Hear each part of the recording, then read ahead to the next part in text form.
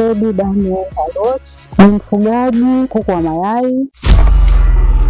Naitwa Teddy Daniel Aloch, ni mfugaji wa kuku wa mayai na kuku wa nyama pia, lakini pia ni katibu wa chama cha ushirika cha wafugaji kuku. Mimi binafsi kama kazi yangu ninafuga kuku, mpaka sasa nina kuku 600 na kuku wa mayai 5,000 na kuku wa nyama 1,000 kwa sasa. Nilianza ufugaji mwaka 2006. Nilianza na kuku 3 wa kienyeji, jogoo 1 na kuku jike 2. Wale kuku niliwaendeleza mpaka nikajikuta nikaa na kuku 160. Nikaa nauza mayai ya kienyeji loko. Baadaye nikasema kwa nini nisifanye kibiashara zaidi. Ndipo nilipoamua nikaenda Interchick nikanunua kuku vifaranga 200. Kwa hiyo safari ya ufugaji wangu rasmi kabisa ambayo nikasema nimeanza kibiashara, nilianza na kuku 200 wa mayai. Niliendelea mpaka kuku 500 wa mayai. Nilipofika kuku 500 wa mayai nikapata changamoto ya vifo. Nilipata hasara kubwa sana, kuku kama 300 hivi walikufa. Baadaye nikapata idea kwa nini siweke kuku wa nyama. Nikaweka kuku wa nyama hapa nyumbani kwangu, maana na mashamba 2. Nikaa nafuga kuku wa nyama 500, naweka bunch kwa bunch. Mabanda yangu ni yale pale ambayo nilianzia, mabanda chakavu yale pale. Nilianzia kwa kipindi hicho. Nilianza hivyo mpaka 2010. Ilipofika 2010 nilifanikiwa kupata shamba Mkuranga. Nilihamisha masuala ya ufugaji kwa kiasi kikubwa kule Mkuranga, japo nyumbani huku pia shamba iliendelea kwa kuku wa nyama. Kule Mkuranga nilianza tena kuendelea na kuku 1,000 wa nyama wa mayai. Nikaja tena nikaweka 1,000, baada ya miezi 6 nikaweka tena 1,000, mpaka sasa na kuku 6,000 kwa Mkuranga kwa mayai.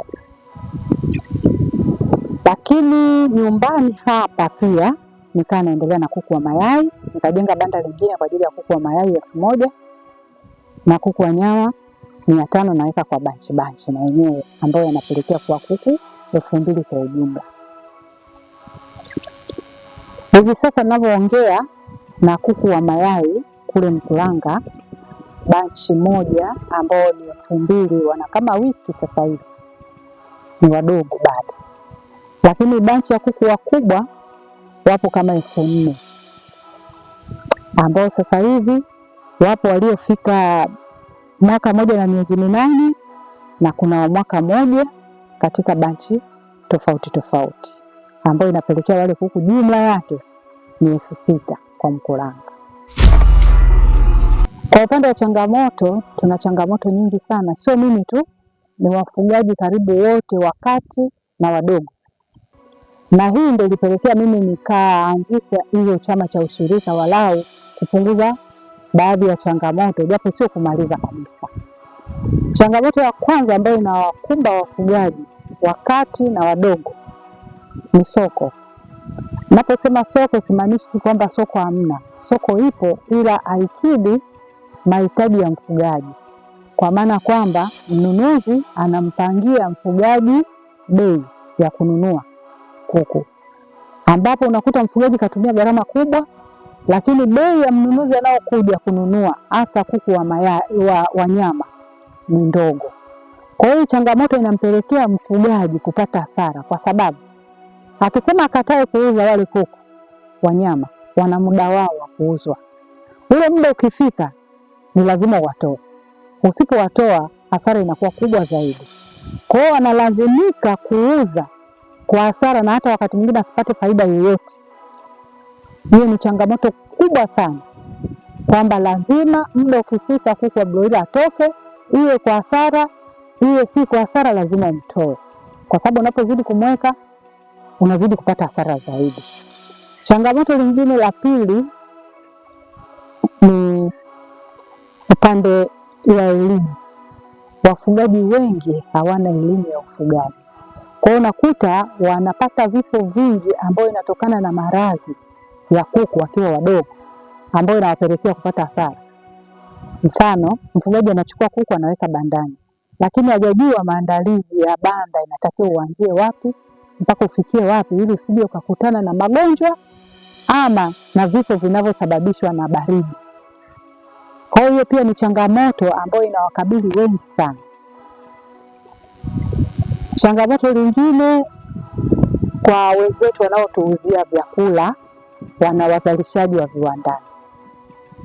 Wazalishaji wa viwandani hasa vifaranga, wanazalisha vifaranga, lakini wametoa njia kwamba mnunuzi mdogo au mnunuzi wa kawaida au mfugaji wa kawaida hawezi kununua kwake direct, lazima atumie agent. Sasa wale maagent wengi si waaminifu. Unakuta agent anachukua kijogoo anamuuzia mfugaji kama broiler. Let's say kifaranga cha kuku wa mayai ni shilingi 2700. Kijogoo ni shilingi 500. Lakini vifaranga hivi kuvitofautisha ni ngumu kama wewe sio mtaalamu. Sasa unakuta agent ambao sio mwaminifu au vishoka ambao wanajifanya ni maagent, wananunua vile vijogoo, wanachukua, wanakuja wanauzia wafugaji kama kifaranga cha mayai. Kwa hiyo mtu anatoa labda akataka vifaranga 2000 ambao ni 500,000 na 400,000 labda kwa shilingi 2700. Anatoa 500,000 na 400,000, analipia kifaranga ambacho anatakiwa auzie shilingi 500 ambao gharama yake ni 1,000,000 kwa 2000. Kwa hiyo karibu 4,400,000 na 400,000 ile ni hasara kwa mfugaji. Na kile kifaranga hata gundua kwa kipindi kile kwamba sio yenyewe. Mpaka umkuze mpaka afike wiki 3, wiki 4, wiki ya 5 ndio unagundua kwamba huyu sio kuku wa mayai, ni kijogoo pale wanapoanza kurukaruka. Kwa hiyo unapata hasara ile ya kumlisha, unapata hasara ya hela kununua kwa gharama kubwa ambacho si bei yake.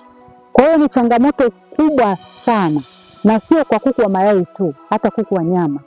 Watu wanapigwa, tunakuwa na kesi, tunafika mpaka huko mahakamani. Mara nyingi naitwa kwa sababu mimi mara nyingi nashughulika na wafugaji sana. Wanapotokea kesi kama hizo wananishirikisha na mimi najaribu kufikisha. Nashukuru bodi ya nyama wanatupa ushirikiano, Dr. Janet pale yuko wizara, tukipeleka jambo kama hilo tunashirikiana, lakini hiyo ni changamoto kubwa sana sana. Changamoto nyingine wakati wa ununuzi. Kuna wateja wanakuja wanakuwa na viini macho. Unauza kuku 500, katika 2,000 unalipa hela kuku 500. 1,500 wameenda bure. Unakuja kustuka hamna kuku bandani. Hizo ni changamoto ambazo wanakutana nazo. Changamoto nyingine, bei kushuti, ambayo kwa upande wangu ili niombe tu serikali labda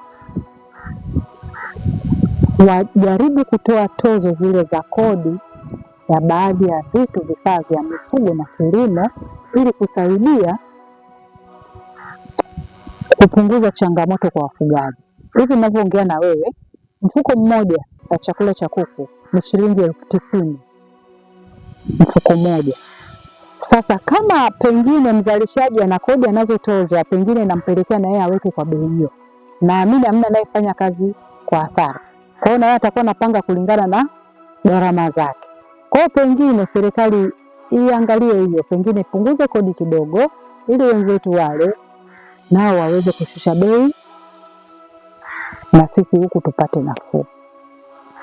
Hizo ndio changamoto baadhi ambazo tunakumbana nazo, japo si zote nilizosema, nimesema chache. Maki hata kwenye madawa huku tunapata madawa feki ambazo pia zinamkosti mfugaji. Anaweza kampa kuku dawa asipate mafanikio. Matokeo yake ile kuku anakuja kuathirika ini kutokana na zile dawa alizokunywa. Ukienda sehemu husika unaambiwa msafishe kwanza ini. Kwa hizo pia changamoto ambazo zipo katika industry yetu hii ya kuku. Ushauri wangu mimi naomba nishauri sehemu mbili, upande wa wafugaji na upande wa serikali. Upande wa wafugaji nishauri kwamba Wafugaji tuchukulie ufugaji kama kazi, tusichukulie ufugaji kama shughuli ambayo tumezoea ufugaji wa kula sijui nini. No, tuchukulie ufugaji kama kazi nyingine ili tuweze kupata mafanikio. Lakini pia naomba nishauri wafugaji tuwe tayari kujifunza. Tunafanya vitu vingi bila kujifunza, matokeo yake tunapata hasara. Lakini cha tatu, tuchukue vyanzo vya rasilimali zetu za ufugaji sehemu husika. Mfano, unahitaji vifaranga, tunajua Interchick, Falcon, Ivans, kampuni zingine tofauti tofauti wanazalisha. Tuende sehemu husika kwenda kuchukua vifaa au vifaranga na kadhalika na vyakula ili kuepuka hasara ambazo tunazipata. Upande wa serikali nilikuwa na ombi kubwa tu. Serikali iandae kupitia maafisa mifugo kata, waweke system walau kila kata wanaendesha madarasa ya ufugaji au wanaelimisha wafugaji wa kata husika walau mara moja kwa mwezi. Wanaitisha mkutano, tunakaa pamoja, wanatoa mwongozo wa ufugaji, kwa sababu hii kazi si wanawake tu, sasa hivi mpaka wanaume. Imeonekana ni kazi ambayo inaingiza kipato ya kuweza kuendesha maisha ya watu na familia zao na kusomesha watoto. Sasa basi serikali ikazie iweke pia katika nafasi fulani ya kuonyesha kwamba ni kazi ambayo inawezesha wananchi wake kupata kipato. Kwa hiyo kutumia maafisa mifugo yetu waelimishe wafugaji. Neno langu la mwisho kabisa, mimi sitaenda mbali na wafugaji kwa sababu changamoto ya ufugaji naijua, wanayoyapitia naijua. Ndugu zangu wafugaji, tujifunze, lakini tusimame kwenye mstari ya kazi yetu tunayoifanya. Lakini pia tusikubali kuendeshwa au kupangiwa bei na mtu ambaye hajui gharama ulioingia kuzalisha kile unachomuuzia. Kwa maana hiyo, tusifuge tukakaa nyumbani. Ushaweka kuku wako bandani, anza kuwaza mimi nitauza kuku wangu wapi. Hayo yanatukuta kwa sababu unaweka kuku lakini hujui umuuzie nani. Hujui utamuuza wapi, utamuuza bei gani. Kwa lazima upange budget. Mimi nimeingiza kuku, amefikia hatua ya kutoka, gharama yake ni kiasi kadhaa, lazima nimuuze bei fulani. Na ukishapanga bei ya kuuza, lazima umtafute mteja atakayefika ile bei uliyopanga. Sio yule anayekuja anakupangia kwamba nakupa kiasi fulani, kama hataki anaondoka. Maana yangu ni kwamba tutoke twende tukatafute soko. Usifanye biashara usiyojua soko lake unalipata wapi. Ndio matokeo yake tunakuja kuuza kwa kumfaidisha anayenunua. Kwa hiyo mimi neno langu la mwisho kabisa, panga budget kwamba naingiza kuku 100, unajua wanakula kuku mifuko 4 ya chakula, wanakunywa maji ya shilingi ngapi, wanakula kiasi gani. Weka mahesabu yako sawa, tafuta soko ambayo itakidhi gharama yako uliyotumia na wewe upate kitu. Kwa hiyo kitu cha msingi ambacho nataka niongee na wafugaji, tutoke twende masokoni, twende kila mahali tukatafute soko.